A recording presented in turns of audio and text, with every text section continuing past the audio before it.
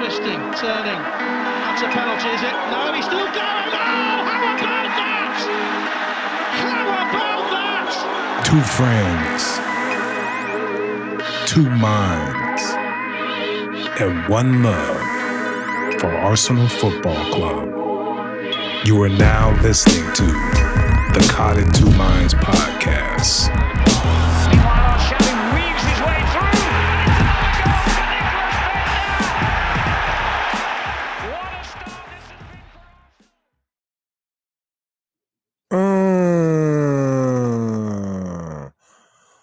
What up? Welcome to the podcast, Cotton Two Minds. It's your boy E. Marshall, flying solo once again without his trusty sidekick, Fitz, a.k.a. Akuna Rush. Still out of the country, enjoying his time in Colombia. You didn't know this, but Edu hired that fool as a scout. So Fitty's scouring Colombia, trying to find the next great thing in soccer. And by the way, he still got his socks on, so everything is doing great with him and his lady. Shout out to Big Fitz. Now, before we get to the main course, let me just ask a question before I ask all the other questions. Is anybody watching Serie A, the Italian league? Huh? I mean, if you got Paramount Plus, you might as well be. And it's been tremendous this season. The crowds are back. All kind of Italian fools screaming, chanting, singing. I mean, come on. One of my biggest knocks on Serie A has always been the lack of atmosphere and the style of play. That's not the case anymore. It's tremendous. I watched the Milan Derby, and the crowd was going nuts. All match. High tempo, back and forth, attacking style. It's tremendous. I don't know what else to say. I'm really enjoying my Serie A this year. I watched it last year, and I've been watching it this year, and it keeps getting better. The Italians coming off the the European Championships, they've completely turned it around. Excuse me. In case you were wondering, I'm a Milan fan when it comes to the Italian league. You know, Kaká, Seedorf, Maldini. I started watching them back then, and that's just the club I picked for Italian league. Now, if Arsenal play Milan, you know who I'm rooting for. Give me a break. This ain't a Milan podcast. You feel me? Anyway, hit me up on Twitter at CITM Podcast. Let me know who you support in Serie A, if you support anybody. And we'll do it like that. You know? Participate. You know? Anyway, let's do the quick recap. You know, before we really dig in, lineups only changed. Maitland-Niles came in for the injured Partey. You know, once again, the injured Partey. It is what it is. So let's see.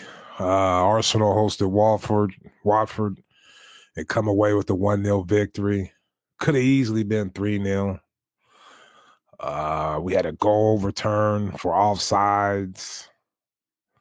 Abba missed another penalty in the first half. The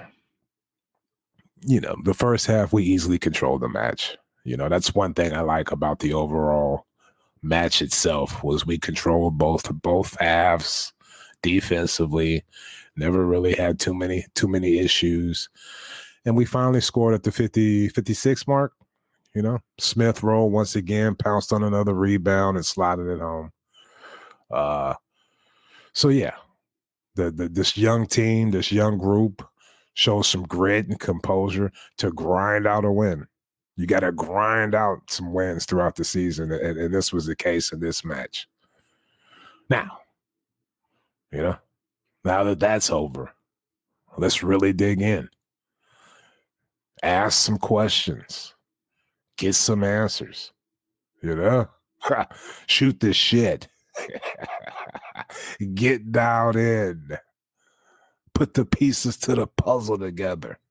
The whole 9 yards. Anyways, look at you. Oh, one more thing. Shout out to West Ham for beating Liverpool. Invincible Day lives on.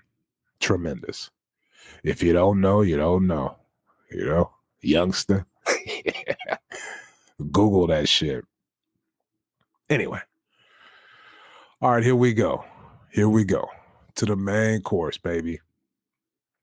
Maitland-Niles holding it down in midfield.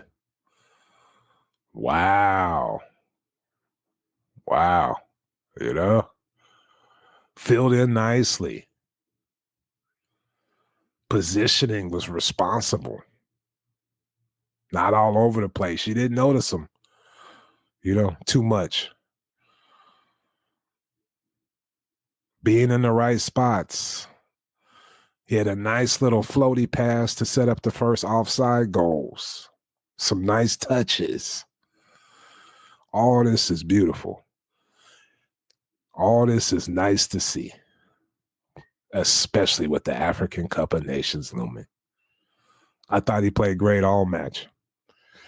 And you think about his loan move to West Brom and how much it helped him. Getting an opportunity to play every match in midfield, his preferred position, under Big Sam, in crucial relegation matches.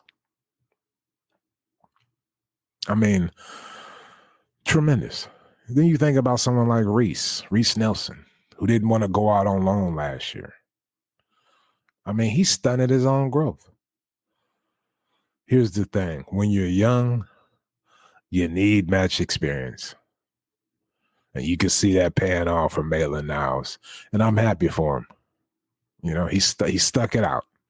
And it looks like things are starting to come his way as far as playing time and opportunities in his preferred position. And if you've been listening to this podcast for a while, let's give a shout out to Aguna Rush, who's been screaming for this for at least a year and a half now, maybe more. So this is why he's in Colombia scouting the youth of that great country. Excuse me? Anyway, enough of that. Maitland-Niles was great. And with Partey and, Pepe, but with Partey going away for the African Cup of Nations, it's nice to know that he's capable of filling in and doing some things. He did look nervous. He's got class. He's got technical ability. Sometimes he's a little too cool for school. He's leaning that way. But, I mean, who knows? Stop it. Damn, wheezing and shit. What the anyway. Stone cold penalty on Locker by Danny Rose. Danny Rose was out there burping and shit. Looked like he had heartburn. I can't stand that fool. But anyway, yeah, enough. Hey, so have you checked on the kids? I don't know. Have you checked on the kids? No, I haven't checked on them. Where are the kids at? How'd the kids do? How'd they do? Saka looks like he's getting back in form. More importantly, He looks fit. That's important. You can't have little puppies out there with, nicks and niggles. They got to be fit. And he's getting that twinkle in his eye. Made some great runs. Smart crosses throughout most of the match. And he handled the challenge of going up against a pot-belly bandit, ex-Spud, a.k.a. the Hack, Danny Rose, and all his strong-arm tactics. He handled himself well. He needs to get a little stronger, but I thought he had the little pep in his step, and I thought he played a pretty good match. He was solid. So, shout out to Starboy, still doing big things. Now, how does little friend do? Huh? 2 games in a row, 2 goals. How does friend do? Huh? Emile Smith-Rowe. The amount of running this kid does is incredible. All over the pitch. One thing I noticed, he sprints to get out on the fast break and counter, working hard to push up the field. Works hard on defense and offense. And like I said last week, you can see he's growing in confidence each match. Puffing his chest out. Yeah. Love to see it. At the start of the season, one of my concerns, or one of the things I wanted to see, was him score more goals. Looks like he's been listening to Uncle E. That's exactly what he's doing. And he scored another well-taken, confident goal. Pounced on another rebound after a great run by Ben White. And we'll get to him later. But the kids are doing fine. They've got their iPad. They got candy and shit. They're fine. They're fine. The kids are fine. Now, every now and then I have to raise my voice throughout a match. I try not to, because the matches come on very early here, and I don't want to piss people off in my house. But yeah, a couple players had to raise my voice. Aubameyang is a joker. When I say that, I'm not saying he's terrible and I don't want him and get him out of here. Calm down. That shit has got to stop with society. You can't even say shit no more. But yeah, he's a joker. Let me get back. He's a joker. Too cool for school. That's my favorite saying about this guy. All day, lacking the killer instinct. Missed another penalty. Now that shit happens, and it's no big deal. But it is a big deal with Aubameyang because he's so good. But the giggling and the dancing and the hair and the giggling and dancing, get dialed in. Get dialed in. If he put in half the effort Laka does, this team could really do some things. But nah. It's not his style. He's too cool for school. So hopefully he gets his shit together just in time for the African Cup of Nations. But look, just tighten up. Get a little more focused. Be a little more serious and tense. Be more like Sadio Mane.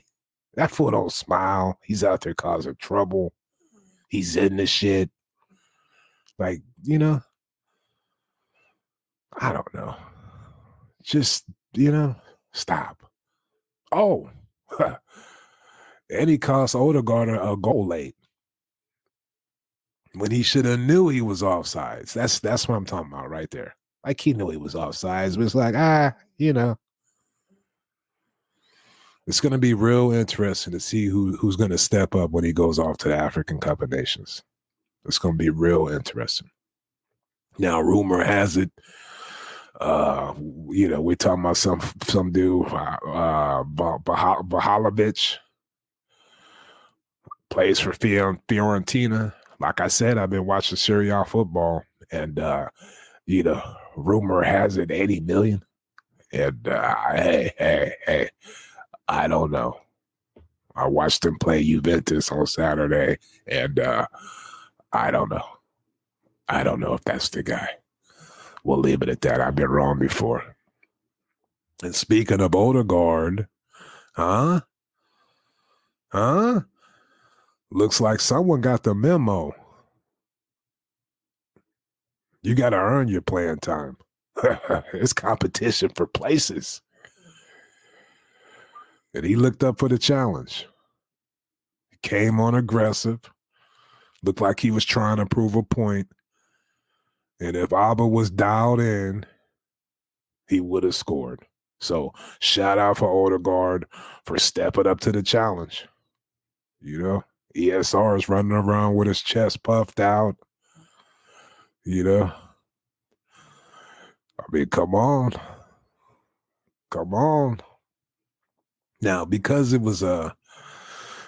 Arsenal controlled the game and, defensively we look solid together, I wanted to talk about the defense. Give them a little shine. Not really a little shine, just talk about the players and whatever. What about the defense?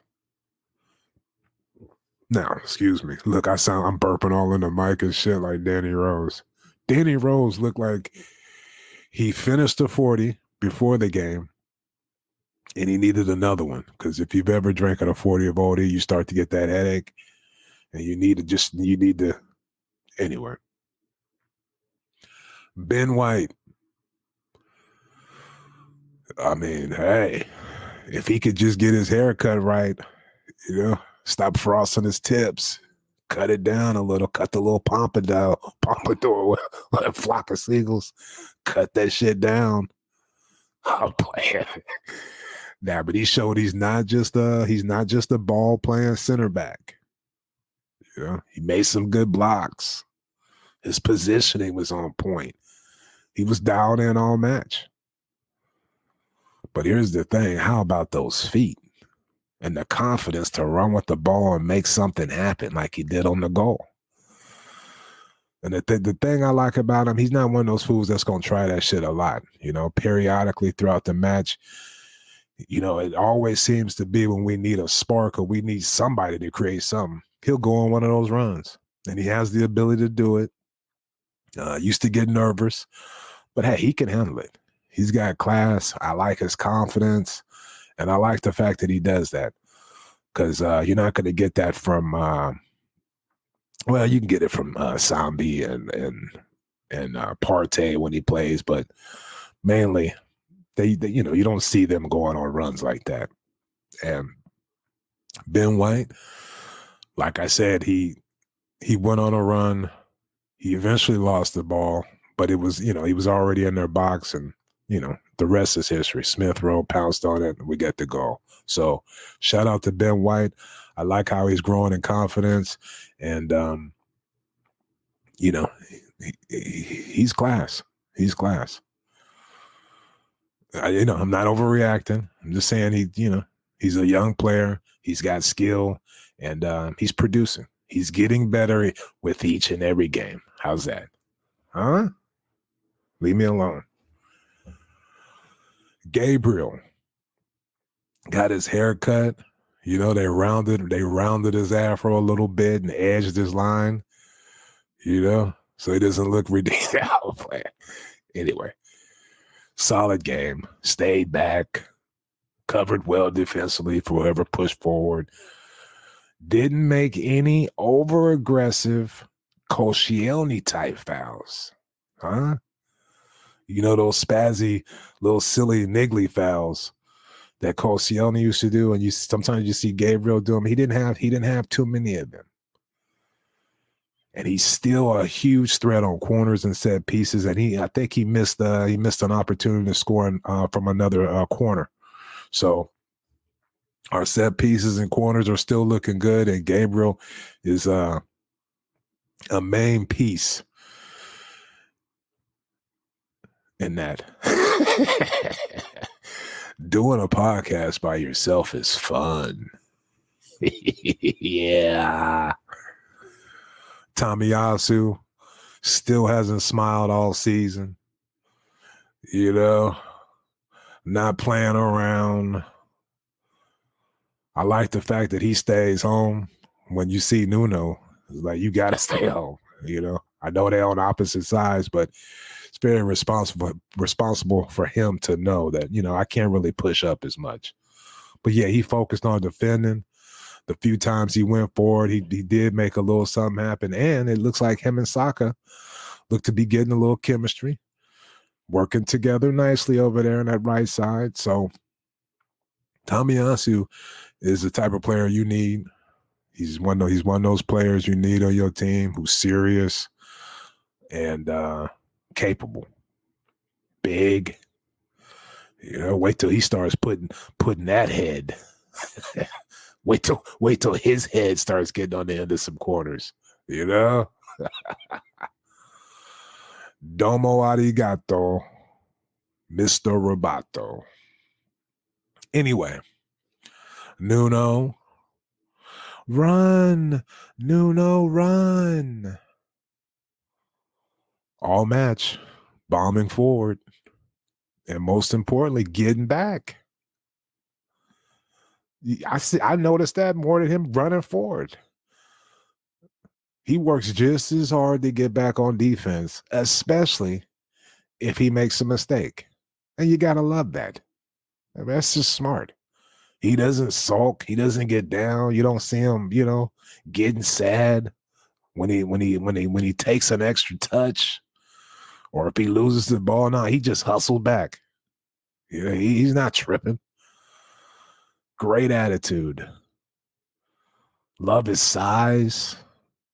You know, usually takes players from another league a little bit of time to get used to the physicality of the Premier League. But shit, you know, this style fits Nuno like a glove. He looks like he's built for this league. And here's the thing. He's getting tons of experience. And at the same time, he's giving Tierney lots of time to get completely fit. Tierney doesn't have to rush back. He could take his time. Because we need if we can get a really fit Tierney, whew, you know, starting to believe we're in 5th place, 6 points behind Chelsea. 6 points. I mean, come on. Do you believe? I wish I had some X-Files video. Or excuse me, X-Files music. This is a ghetto podcast, and you love it. You love it. Don't play with me. Anyway, and to finish off talking about the defense, Ramsdale, I mean, come on. Another solid performance. You know, helped his back line. He helps his back line by coming off his line with confidence. And we'll get into the other thing later. But that's a good thing. Made a few saves, controls his area. Defense looks solid and organized. And you got to credit Ramsdale for that. He's a leader. You can see it. You can see it. He's a leader of the team. He's one of the leaders on this team. I can see it. The team listens to him. He's clapping fools up. He's getting people organized. He's cussing people out. You know? Shit. I'm getting fired up. You know, where my boots? I was gonna say cleats, but some fool on Twitter from London, I think Tony AFC. Anyway, he said, we don't call them boots here, mate. No, we don't call them cleats here, mate. We call them boots. Give me a break. You're killing me. Anyway. Go on, laddie. I just be tripping off those fools. Now, I know he made a huge mistake in the second half, and it could have cost us 2 points. But here's the thing. It didn't. And that's one of the 3 ways I judge a keeper. Trust. Can I trust him? Whereas I never trust Leno. I can trust Ramsdale. Is he crazy? That's another way. That's another way I judge keepers. Is he crazy? He seems like he has a little layman to his game.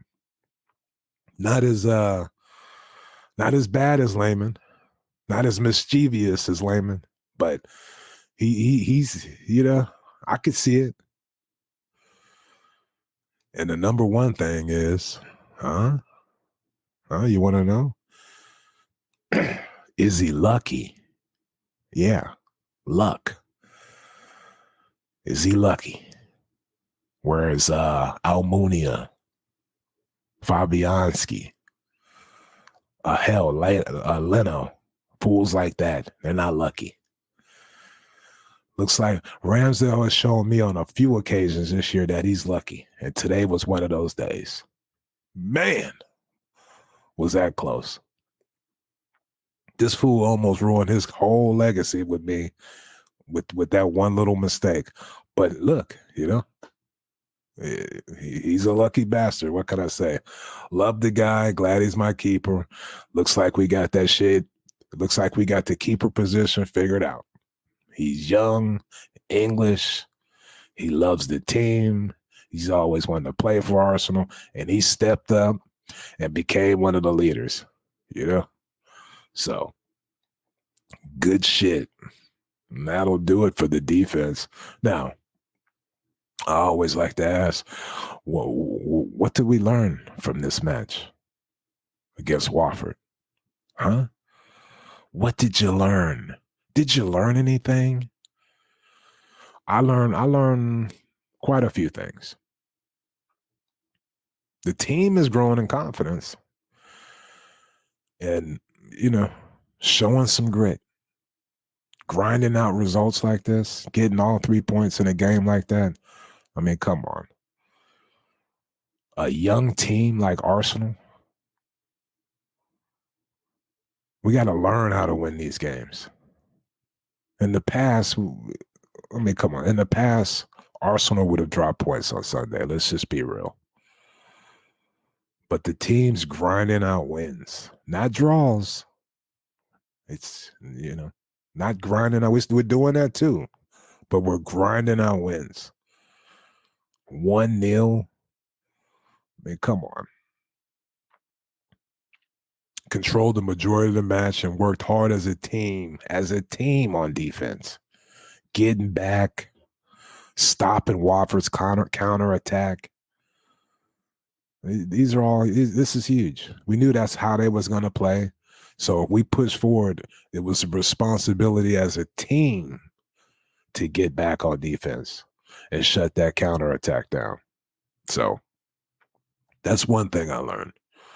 Also, Maitland-Niles, more than capable to fill in when Partey leaves for the African Cup of Nations. More than capable.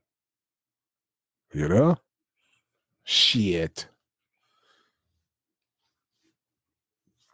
And also I learned Laka needs to take penalties. But my thing is 2 bad penalties in a row for Alba. And for me, it's 2 strikes and you're out. If Laka steps in and he starts missing, then back to Alba. But 2 bad penalties for Alba. And it's time for Laka. I don't think I've ever seen Laka miss.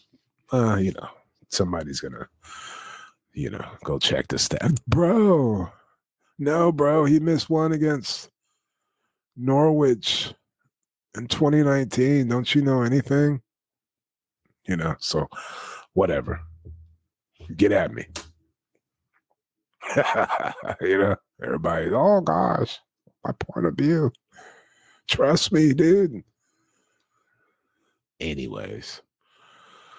And let's see, Mikel Arteta 100 game in charge, you know. Looks like he's in second place behind Graham. He's one ahead of Wenger. That's good company. That's good company. I will say I was surprised to see that. It's gone by quick. I wouldn't have guessed it's been 100 games. It's been a wild ride. Peaks and valleys. You know, one of my biggest concerns with Arteta was I didn't think he had the experience to get the team out of bad runs, bad form, consecutive losses, you know. But, I mean, with Wenger, he could always get the team back to winning form. It was never these long, you know, later on in his career. But for the majority of it, that's why we always got fourth place. We always were in the Champions League because he was always able to stop these bad run of forms and get the team back on track. And I just could not see that with Arteta. And here we are. Within his first 100 games, he's in second place behind Graham. As far as points, you know, this shows you that you can get caught up, swept away on social media, thinking shit's one way, and it's not. This guy is young. He's learning his craft, and he's doing fine. I can't believe I'm saying this shit out loud. I've been a critic. But that's because I've been caught up, you know, running with the crowd, trying to figure shit out, panicking. Sometimes you just got to trust the process. Sometimes you just got to let go. Let the negativity go. Now, you know, that's not going to happen. I'm going to always be a little negative because it's fun, you know. It's fun. So, I mean, also, when I thought he lost the locker room, and his man management was off. He got rid of the problems. And the team looks to be behind him 100%. You can see the smiles and the handshakes and the hugging and shit after the matches. So, looks like he's built a team of people who give a shit. Abba, you know? You need him, but I'm sure if he can find somebody just as good as Alba, he'd swap him in a heartbeat. You know. But look, I can honestly say now I feel like the team is showing some consistency and imposing their quality on lesser opponents. Today, I never worried about Watford winning this match. I always thought it was just a matter of time for Arsenal to get the goal and win this match. And that's a great feeling. That reminded me of the Wenger years. Now, we shall see if it continues. Like I said, the African Cup of Nations is looming, and we're going to have some players out. Another great opportunity for Mikel Arteta to show he's the man, to show he's dialed in, and to see if we can continue this great run and get back into the top four. And that's it. We're going to see if it continues. Now, this podcast, oh, hold on. Who cares about Claudio Ranieri getting upset? Everybody knows it's the ref's job to stop play, and he didn't do that. Nothing happened to that. I mean, yeah, whatever. Was it a foul? Ref didn't call it. Was he hurt? No, he came back and played. Is that a perfect opportunity for a Watford player to try to con the ref into stopping the match and stopping the play and breaking down Arsenal's offensive threat? Yeah. Yeah. That's what they do. That's what they do. It's a smart play by him to try to do that. But at the same time, he should have got his ass up. So for Claudio to be tripping off Arteta, who cares? And I like the fact that, shit like that always happens to us. I like the fact that we did it to somebody else. I mean, come on. Anyway, we deserved all 3 points. And, Leicester City fired him. Can you imagine? Like, he got fired after everything he did for them. So that just shows you, he's a baby. Anyway, enough. Nice man. But you can't be coming at Arteta like that after the match. It's ridiculous. Shake his hand and scurry along. That's all I got to say. I'm out. Podcast is over. We do most of our damage on Twitter at CITM Podcast. Go participate with the banter, mate. Go back and forth. We're on Facebook, YouTube, Cotton Two Minds. I'm still gonna, there's no pictures of me on YouTube. Okay. I don't want you to go stare at my face and watch me do this podcast. So I put a little emblem up and I go on about my business. Put that shit on in the background and go on about your business, or just listen to it. Okay. Now my trusty sidekick ain't here, and I can't have fools just staring all at me. So that's how I'm gonna do it for now.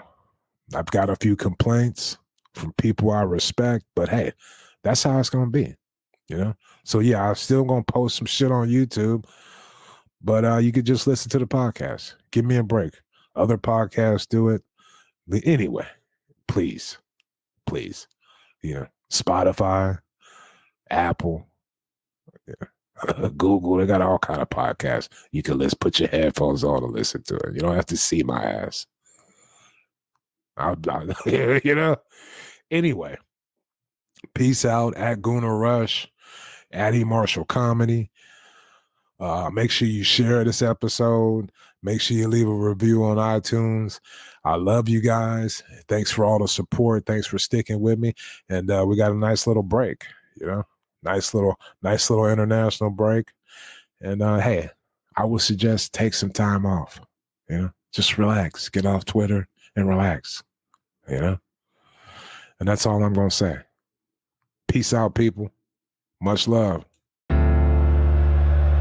Twisting, turning. That's a penalty, is it? No, he's still going. Oh, how about that? How about that? Thank you for tuning into Cotton Two Minds. Please head on over to iTunes to subscribe, rate, and review. All feedback is much appreciated. And be sure to follow us on Twitter at CITM Podcasts, at Guna Rush, and at E. Marshall Comedy.